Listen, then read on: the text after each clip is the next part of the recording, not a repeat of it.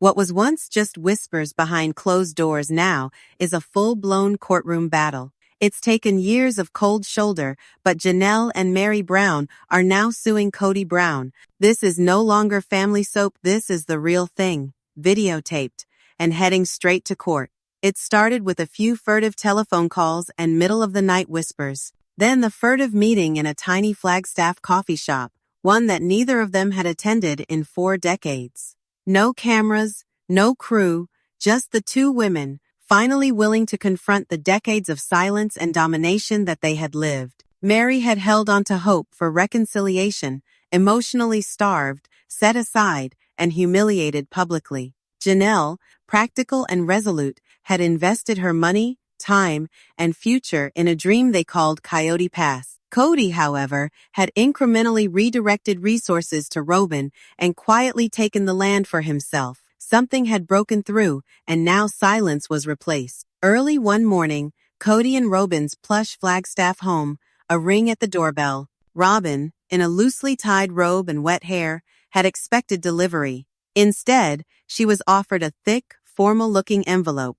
Legal service. "You've been served," the man said without expression. Robyn, surprised, examined the package. Stamped in plain view on the cover were the words, Coconino County Court, Civil Notice of Action. Inside were 2 separate legal notices, both addressed to Kody Brown, one from Mary Brown, the other from Janelle Brown. The filings demanded the return of misused marital assets, joint ownership claims, and property rights. Every plot of land on Coyote Pass was listed, along with several business accounts linked to the Brown Family LLC. Even Mary's long-disputed investment in Liz's Heritage Inn was included. Robyn stormed into the living room, where Kody was sipping morning coffee. She tossed the envelope at him. "You have to read this," she said. Kody's face went pale as he began flipping through the pages. He looked at her, shocked, but said nothing. His confidence was broken. What Janelle and Mary had constructed was far greater than anger. It was an open and shut case, aided by months of research. They had been working with lawyers, forensic accountants, and property title experts in secret. What they uncovered was shocking. Janelle had withdrawn funds from her own 401k to help buy family land, yet her name was never officially recorded as an owner.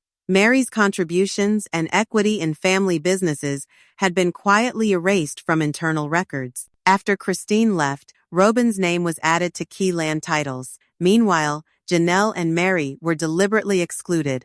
They discovered that Kody had been filing papers in their names behind their backs, redirecting shared funds into other accounts, all the while claiming publicly that they had collectively decided to drop out. But that was not what happened. They had not signed anything. No agreement.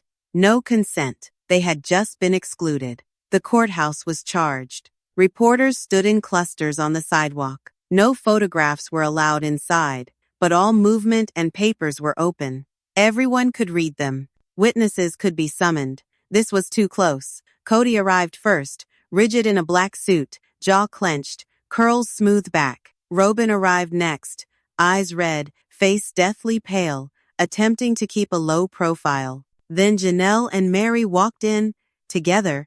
Mary wore a sharp gray pantsuit and the serene but stern expression on her face. Janelle, in emerald green and black, walked in with quiet determination and unmistakable resolve. They did not come to make trouble. They came to reclaim what was taken from them. The judge entered. The gavel hit. Court is in session. Brown versus Brown. Case number 2025 CV 4561. Opening statements began. Janelle's attorney was firm and made the argument. Years of shared investment, public promises on their own reality television show, and tangible evidence that, beginning in 2020, Kody had begun to shut out the women from significant financial and real estate decisions. It was the same year Robyn had tightened her control over his financial choices by leaps and bounds. This was not merely a personal awakening, it was also legal, and only just getting underway. In that courtroom, Janelle and Mary were not viewed as spiritual wives. They were legal stakeholders, co-contributors, and co-investors who had been hoodwinked under the guise of family peace. Their cases relied on tangible contributions, not spiritual devotion. Kody's lawyers maintained that both women had voluntarily left. They painted the Brown family dynamic as unorthodox, fluid, ever-evolving, and claimed that everyone had always agreed on everything, but Janelle was not going to let this go. She rose and approached the stand.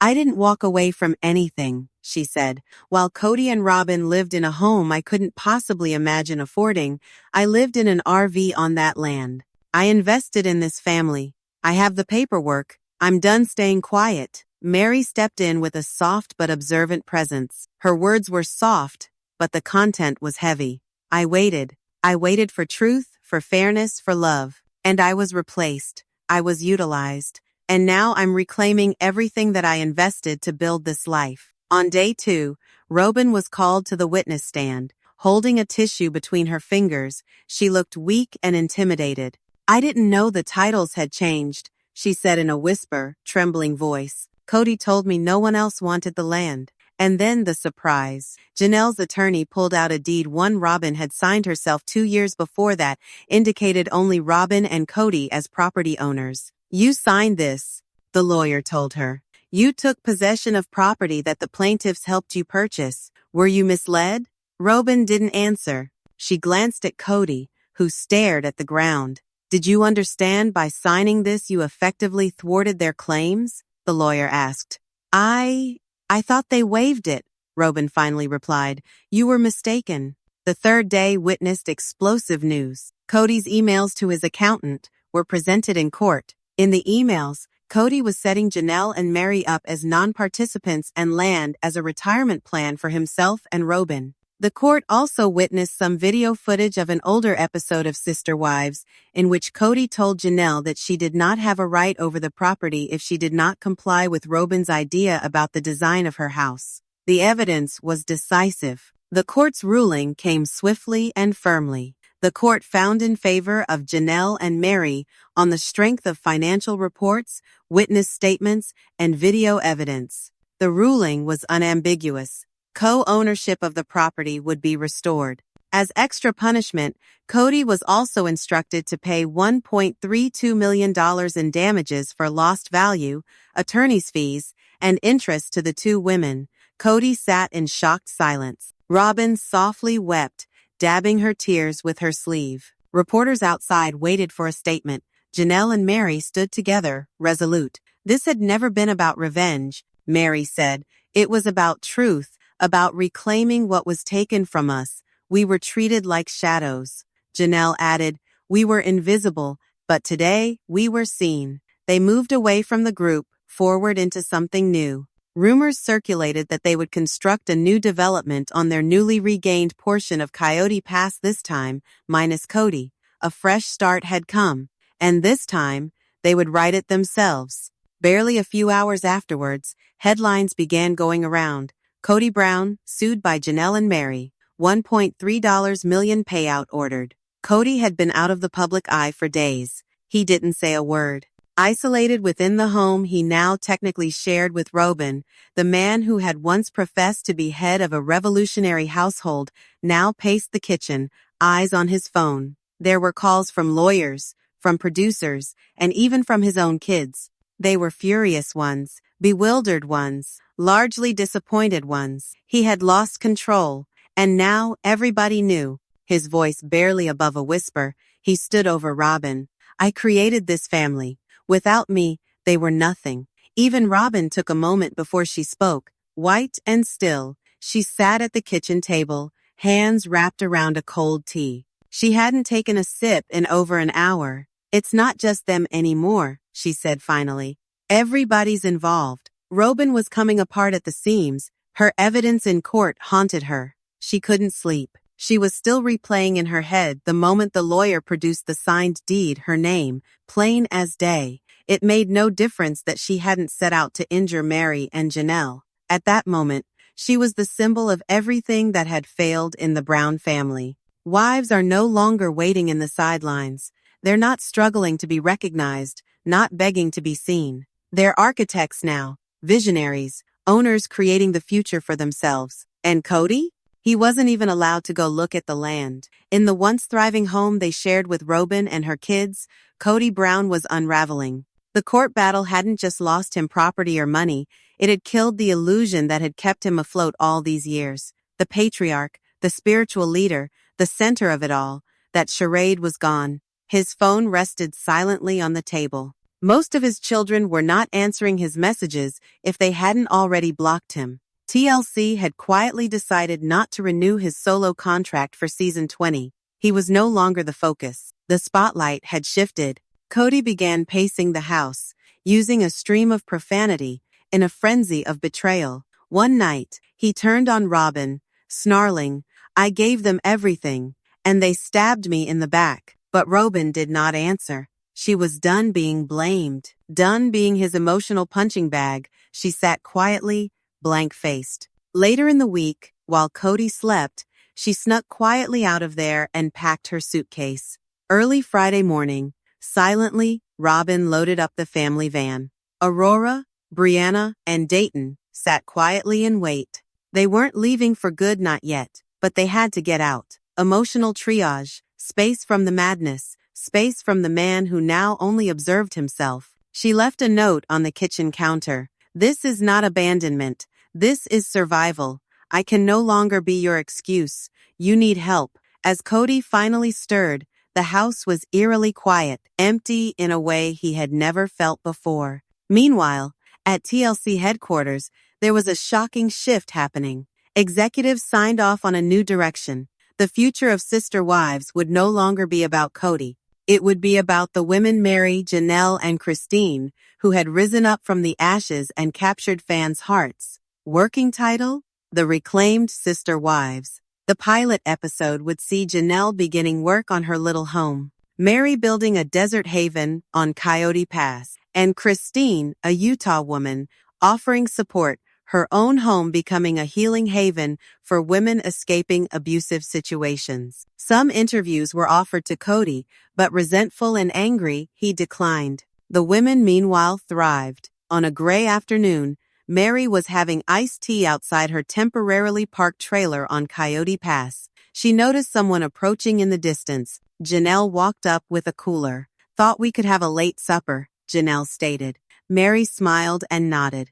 As the sun dipped behind the mesa, casting a golden glow over the desert, the two women sat in peaceful silence. The land that had once symbolized tension and betrayal now shimmered in a warm, quiet light. "I never thought we'd get here," Janelle whispered. "Neither did I," Mary replied softly. "Especially not like this." Both smiled gently. Between them, such a history, painful years of manipulation and loneliness, of tension. They had been sundered by the same system that once brought them together. Now, they were rebuilding not merely houses, but trust. A month later, Christine arrived. Her SUV pulled up beside Mary's lot, and she stepped out into the dust. From her trailer, Janelle waved. Mary greeted her with an astonished grin. It was the first time all three of them had stood together in the flesh since the trial. No cameras, no producers. Just three women who had both loved and lost the same man, now deciding to love themselves and each other instead. They sat by a fire pit, roasting marshmallows, laughing late into the night. Christine drew out wedding planning. Janelle showed blueprints. Mary discussed her dream of turning her retreat into a place of recovery for women who have experienced religious trauma. Christine looked at them both. "We could never have had this when he was running things, don't you think?" Mary gazed into the fire. "He didn't just cut us off from him. He kept us away from one another." Janelle nodded. "Not anymore." The rewritten legacy months passed, and Coyote Pass began to transform. Fences were erected. Modular homes were built. Solar panels glinted in the desert sun. A hand-painted wooden sign by Hunter Janelle's son marked the bottom of the dirt road. It said, "Here, women rise." After more than a decade of emotional investment, the fans were finally able to witness what they never expected, not just closure but rebirth. While so, Kody Brown had more or less fallen out of sight. TLC officially removed him from future seasons. He wasn't even running the show anymore. He was a ghost, a warning. And in one appropriate irony, The Sister Wives Reclaimed spinoff was the network's highest-rated digital premiere in 5 years. One quiet morning, Mary stood barefoot in the desert dust, sipping coffee as the sun rose behind her cabin. Janelle waved from her cabin as she walked down the hill. Christine had just arrived for the weekend. They were no longer wives, no longer adversaries, no longer fragments of a man's story. They were sisters, survivors, makers of their own story. Cody was nowhere to be seen, and this land was now theirs, entirely. Finally, the opening of Ember Ridge. Under the vast blue Arizona sky, hundreds of women gathered, survivors, seekers, supporters. The scent of dried sage carried on the breeze. At the center of the new country, within a newly built community center, Janelle and Mary stood together, hand in hand. Their dream Ember Ridge retreat had been made real. A haven for women healing from religious, emotional, and financial abuse. Mary began the introductory words, her voice trembling ever so slightly. This place once was a battleground, but today, it becomes sanctuary. Janelle continued, for years we were silenced on the grounds of spiritual submission. This space is for those who want to reclaim their voice. Applause swept across the canyon. Walled off with missives from the crowd, histories of women who broke free of degrading situations thanks to the courage of Janelle and Mary. One sign read, "You didn't just leave a man, you walked away from a mentality that enslaved generations." Robyn's reckoning. Back in Flagstaff, Robyn Brown's life was crumbling bit by bit. A national nonprofit group, Sisters Without Silence, began to investigate how reality television has made patriarchal abuse mainstream. Robyn, once protected and pampered, was now attacked publicly. On Reddit and TikTok, her courtroom attitude went viral. Side-by-side video clips showed meltdowns alongside confident off-camera exchanges. One video, The Weaponization of Tears, Robyn Brown edition, had 12 million views. Next came the IRS leak. Documents revealed that Robyn had signed questionable documents alongside the financial restructurings of the family. They would have been used to forge ownership and hide taxes. A whistleblower accountant put the records out. A lawyer appeared on her doorstep one morning with a warning. "Miss Brown, you'll have to cooperate fully with the investigation. Otherwise, a formal subpoena will be served." Robyn broke down crying on her porch. No cameras, no TLC crew, and no Cody to defend her. Even Dayton, her oldest son, had slipped away discreetly and respectfully. Cody's return to court. Cody was not spared. He was recalled to court, face to face with fresh legal examination. Evidence suggested he had misclassified shared assets as personal property for years, concealing money and avoiding debt to Mary and Janelle. He arrived at court alone. No wives, no kids, no groupies. A light wallet, a public defender, and a slew of charges. When the judge recited the charges and sentenced him to be audited for 10 years on his money, Cody fainted. "I didn't mean to hurt them. I just needed things to be organized," he explained. The judge nodded her head and answered icily, "Number, you needed to dominate, and now it's accomplished." The daughters speak. Two unexpected voices joined the healing movement. Leon, formerly Mariah, Mary's child, and Aspen, Christine's daughter, stepped onto the stage at Ember Ridge's second retreat seminar. Their topic, dismantling the myth of the righteous patriarch. With honesty and strength, they shared what it was like growing up in a system that disguised control as faith, and how they were finally learning to find their voices. Their words helped to mark the end of an era, not just the end of an era, but the beginning of one. The daughters lead the healing, speaking from a place of pain and clarity. Leon stood before the crowd and said, "I spent most of my life trying to be good enough for a father who only saw obedience as love. I'm done making space for men like him in my life." Aspen followed, her voice full of emotion. "After years of watching my mother suffer in silence, I now get to watch my mother thrive. If she could rebuild, so can we." Mary and Christine might never have imagined their daughters as the voices of the future generation of healing. This, relative to previous reunion specials, was something different. The tell-all fallout season 19 of Sister Wives ended in complete chaos. TLC dropped a 4-part tell-all, assuring fans they'd get closure. What it actually delivered was more questions than clues. Led by Sukanya Suki Krishnan, the sit-down sat Cody and Robin with Mary, Christine, and Janelle, each of whom were separately interviewed. Leading up to it, TLC dropped behind-the-scenes footage of Robin voicing that she wasn't looking forward to the tell-all. "I'd rather get a root canal," she joked to Cody, a remark that didn't sit well with viewers. Fans expect the tell-alls to be a moment of reflection and accountability, but it quickly became clear that Cody and Robin had no interest in owning their actions. Dodging responsibility, Suki Krishnan caught Robin's unwavering behavior, her not wanting to watch clips of the show like everyone else. Janelle called out the favoritism Cody had shown Robin throughout the season at one point. The evidence was clear, and Robin didn't seem to care. When questioned about being referred to by Janelle as Cody's sacred cow, Robin brushed it off, saying she didn't care what her former sister wives felt. Once more, playing the victim, she dismissed the video evidence entirely, finding it disturbing and unfair. While Robin was stunned, Cody was seconds away from losing his mind. Cody's meltdown. During the tell-all, Cody oscillated between defensive and simply enraged. He cut off Suki frequently, shouted, and placed blame. When Suki called him out on his claims that he loved all of his wives equally, a statement contrary to years of behavior, Cody lost his cool. Rather than reflecting, he lashed out. At one point, he yelled that he didn't want to feel guilty for loving Robin more. "My relationship with Robin has a divine element," he said, "and we've been punished for it." He accused the other wives of being jealous, calling them salesmen, while claiming Robin simply got all the deals. Repeatedly, he squashed vital discussions before they ever began, showing again his keen resistance to accountability, a resistance that had cost him his marriages and relationships with his children. The public perception. Whereas Mary, Janelle, and Christine were genuine, raw, and emotionally honest on the special, Robin and Cody appeared remote, guarded, and image-oriented. Their agenda was damage control rather than truth, but the public was not deceived.